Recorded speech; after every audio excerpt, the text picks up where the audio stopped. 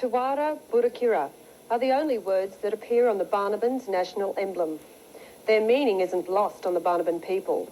When translated into English, they read, "Oh God, help us." Hello, my name is Stacey King. Over the next hour, I'd like to bring to you 3 different programs that tell the incredible story of a unique race of people called the Barnabans. All 3 programs come to us courtesy of the 9 Network in Sydney, Australia. Our first story is a segment from a 60 Minutes program, as they accompanied me on one of my recent visits to the Barnaban community on their new island home of Rambi. Our Central Pacific, just below the equator and thousands of kilometres from anywhere, is a scrap of a place called Ocean Island.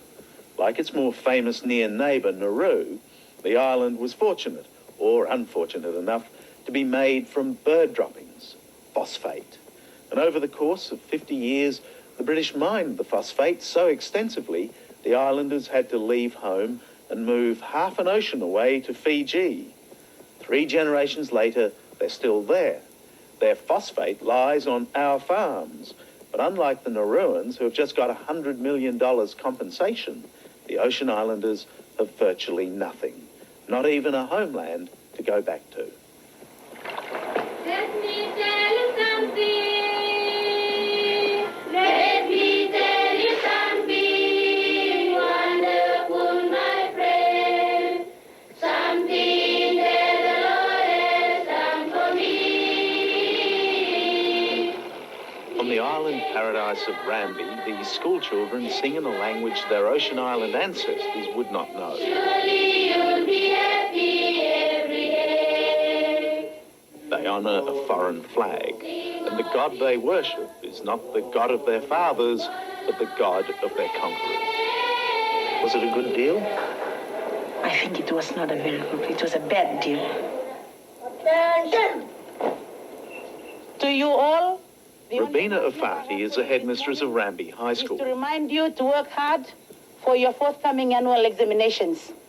Her self-appointed role in life is to ensure her people never again sell out to false promises and fool's gold. So that you have In the middle of all this, and in all that we have lost, we must learn to struggle and survive, but we must not be tricked again. From 1900 until 1979, Ocean Island was rapaciously mined for fertiliser by the British Phosphate Commission, a colonial institution.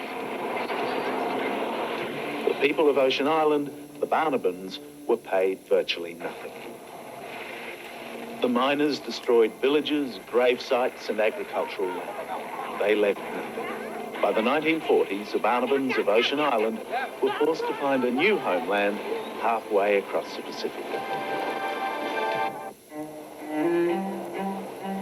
Alcyon briefly leaves Nauru to reopen a human chronicle long since closed. 180 miles away sits Banaba, also known as Ocean Island, also once rich in phosphate. Annexed into the Gilbert Islands by Britain, Banaba is now part of the Kiribati group. 3 Banaban leaders travel with Cousteau, returning to their ancestral home after a long absence. In a ritual clearly updated since its origins, they offer cigarettes to the sea goddess who has given safe passage.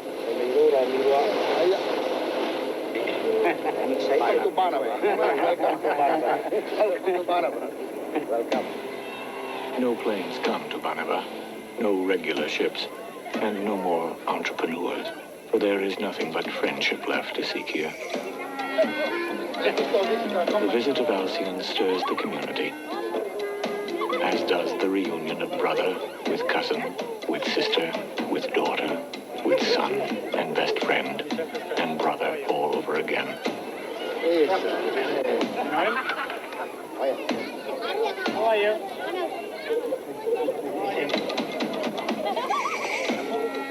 The reception bespeaks community cohesion despite the mournful past.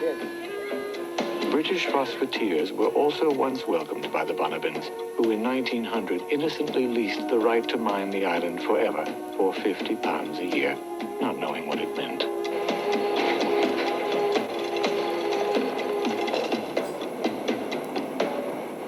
The British mined until nothing was left, and today's Banaba stands as a glaring glimpse on the future of Nauru. Cousteau confronts a deserted industry.